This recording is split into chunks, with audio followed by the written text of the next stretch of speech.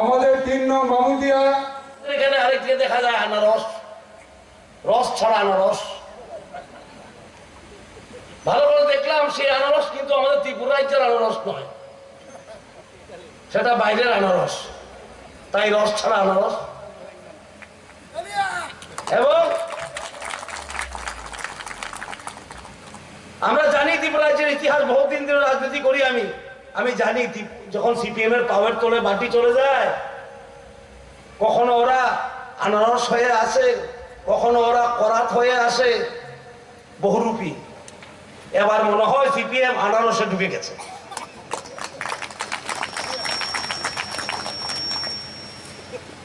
তাই আমরা বলি এই আনারসটা দিনের বেলা সবুজ আনারস, রাত্রেবেলা লাল।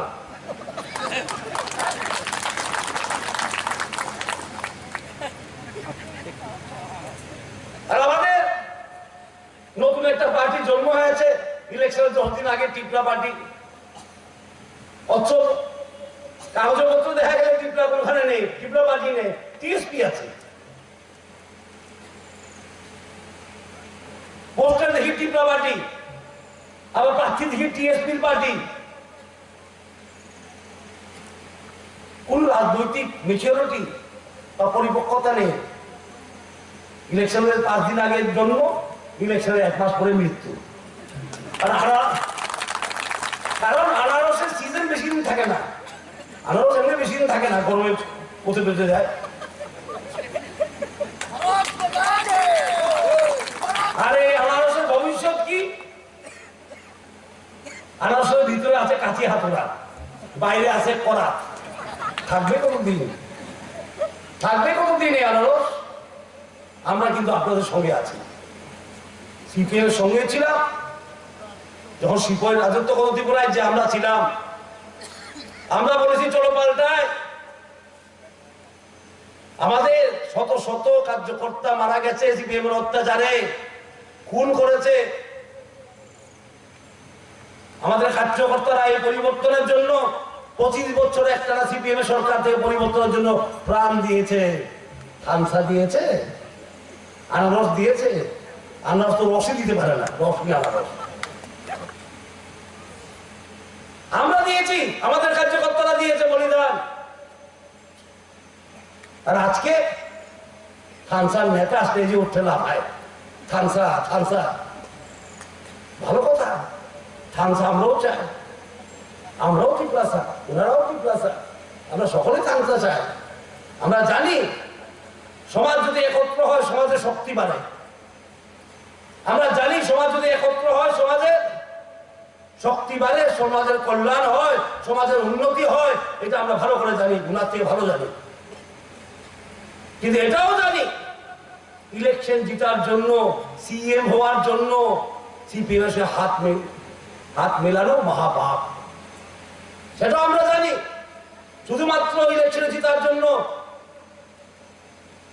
সিপিএম এর সঙ্গে সিপিএম এই নেতারা আজকে, আমি নিজের অভিজ্ঞতার কথা বলছি। আমি চরিলাই কেন্দ্রের এমএলএ, নির্বাচিত জনপ্রতিনিধি। 2018 সনে আমি ডোর টু ডোর করি, এটা বাথানমুড়া বলে গ্রামে, চরিলামে। একটা বাড়িতে যায়, একজন রিটায়ার্ড মাস্টার, উনি বললেন আমাকে আমার বাড়ি থেকে বের হয়ে যান। উনি আমাকে বললেন আমার বাড়ি থেকে আপনি বের হয়ে যান 18 নির্বাচনে।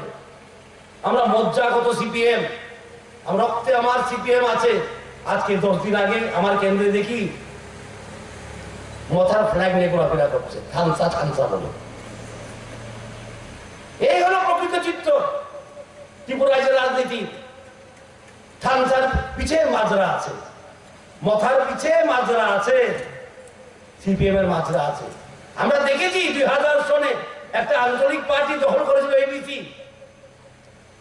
2 বছরের মধ্যে সিপিএম চক্রান্ত করে সেই সরকার ভেঙে পিছনে দরজা দিয়ে ঢুকে এসছে।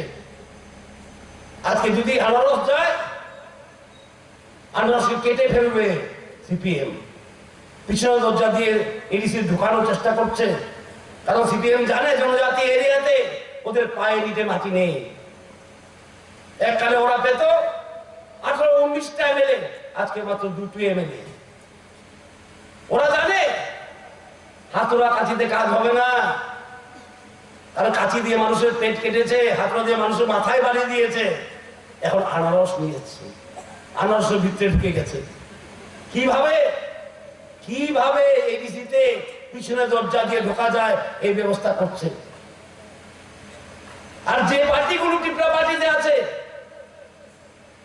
ওদের কি ভূমিকা? ওদের কি ভূমিকা? 2018 সালে বিজেপি যখন লড়ছিল সিপিএমের সঙ্গে, আমার কার্যকর্তা যখন মারা যাচ্ছিল মাঠে, তখন এই পার্টি আইএনপিটি হোক, টিএসপি হোক, যে পার্টি হোক আজকে যার ত্রিপুরাতে আছে, ওরা সিপিএম এর বিরুদ্ধে একটা কথা বলেছে, সিপিএম এর সঙ্গে লড়াই করেছে। আইএন পার্টির যে সভাপতি উনি তো রাজীব রাঙ্খল চুক্তি করেছিলেন, সেই চুক্তিতে কেন ঢুকালেন না? ইনলাইন পারমিট লাগে, ডাইরেক্ট ফান্ডিং লাগে। যখন উনি রাজীব গান্ধীর সঙ্গে চুক্তি করেছিলেন, সেই চুক্তি কিনা লেখলেন না? ত্রিপুরার জন্য এডিসির আরো ক্ষমতা লাগে, ডাইরেক্ট ফান্ডিং লাগে এডিসিতে। উনি কি লিখেছেন? আমার টাইপ 6 কোয়ার্টার লাগে, আগে পিছিয়ে সিকিউরিটি লাগে, আর একটা পেট্রোল পাম্প লাগে। আজকে করার কানে নিয়ে আনারসের পিছিয়ে ঘুরছে। আজকে উনি করার কানে নিয়ে আনারসের পিছিয়ে পিছিয়ে ঘুরছে এবং বলছে থানসা থানসা। থানসা মানে একতা, ইউনিটি, ঐক্য। কিসের জন্য ঐক্য? যখন সিপিএম ছিল তখন থানসা দরকার ছিল না? যখন সিপিএম এর প্রাক্তন মুখ্যমন্ত্রী, উনাকে দিশা দেওয়া হয়েছিল মঞ্চে, উনি ফেলে দিলেন, তখন থানসা দরকার ছিল না? আজকে আমাদের সবার গলায় রিসা, আজকে আমাদের সবার গলায় রিসা, আর এখন থানসা লাগে। বিমানবন্দরের নাম মহারাজা বিক্রম বিমানবন্দর আমরা করেছি, থানসা করিনি, সিপিএম করিনি, কংগ্রেস করিনি। মহারাজার মূর্তি স্থাপন আমরা করেছি এয়ারপোর্টে, থানসা করিনি, সিপিএমও করেনি, কংগ্রেসও করেনি। মন্ত্রিসভা সিদ্ধান্ত নিয়েছে, ক্যাবিনেট এডিসি সিট বানানো হোক। কে করেছে? বিজেপি সরকার। এডিসিতে টাউন হোক, কে করেছে? বিজেপি সরকার। আমাদের ছাত্রছাত্রীদের বাইরে যেন পড়তে পারে প্রাইভেট হোস্টেল কে করেছে? বিজেপি সরকার।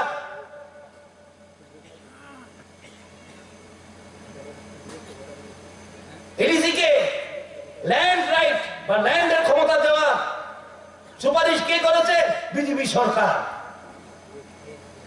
এটা কি থানসা নয়? এটা কি থানসা নয়? আর যারা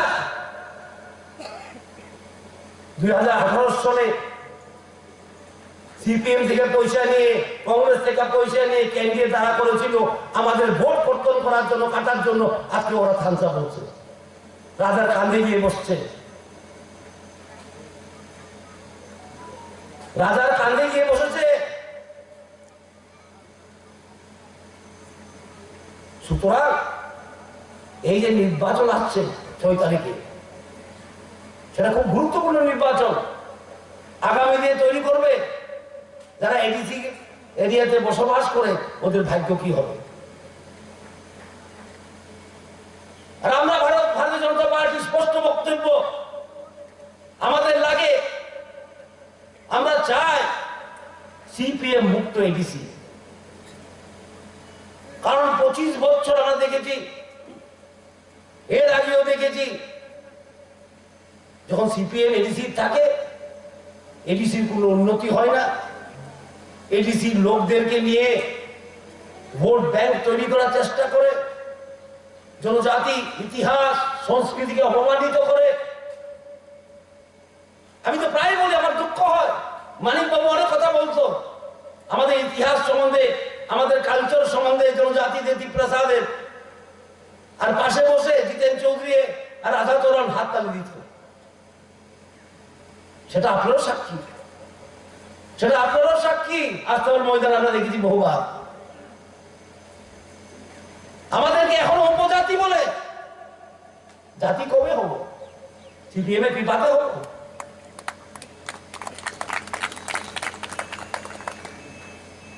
ওদের কৃপাতে কি আমরা জাতি হব? আমাদের নিজের অধিকার হব। তাই আজকে আনারসে আমি বলেছি সিপিএম ঢুকে আছে। যখন করার দিয়ে আনারস কাটবে তখন দেখা যাবে এই আনারস হলুদ নয়, লাল। এই আনারসের ভিতরে লাল আছে, দেখবেন আপনারা। আর ভারতীয় জনতা পার্টি আমরা চাই এডিসিতে 42টা ডিপার্টমেন্ট আমরা বলেছি এডিসি কে দেবো, আমরা সুপারিশ করেছি। আর রাজ্য সরকার দিতে পারে না। এডিসি হলো সংবিধানের সন্তান এবং সংবিধান পরিবর্তন করতে হলে কেন্দ্র সরকারের অনুমতি লাগে, পার্লামেন্টের অনুমতি লাগে। কিন্তু রাজ্য সরকার নিজের দায়িত্ব পুরা করেছে, ক্যাবিনেট ডিসিশন নিয়ে পাঠিয়ে দিয়েছে কেন্দ্রকে। সেখানে আমাদের সরকার অতি সত্বর হয়ে যাবে, খুব তাড়াতাড়ি হয়ে যাবে। আমাদের দায়িত্ব আমরা করেছি কত বছরে? 2.5 বছরে করেছি। 3 বছর হওয়ার আগে আমরা করে দিয়েছি সেটা। নীলকমালিক এয়ারপোর্ট কবে করেছি? 1 বছরের মধ্যে। ছুটি কবে দিয়েছি? 1.5 বছরের মধ্যে। আর আমাদের উজ্জয়ন্ত প্যালেসের পিছনে এডিসি জায়গা আছে, সেখানে 10 কোটি টাকার আমরা বলেছি এডিসি ভবন বানাবো। কারণ এতদিন ছিল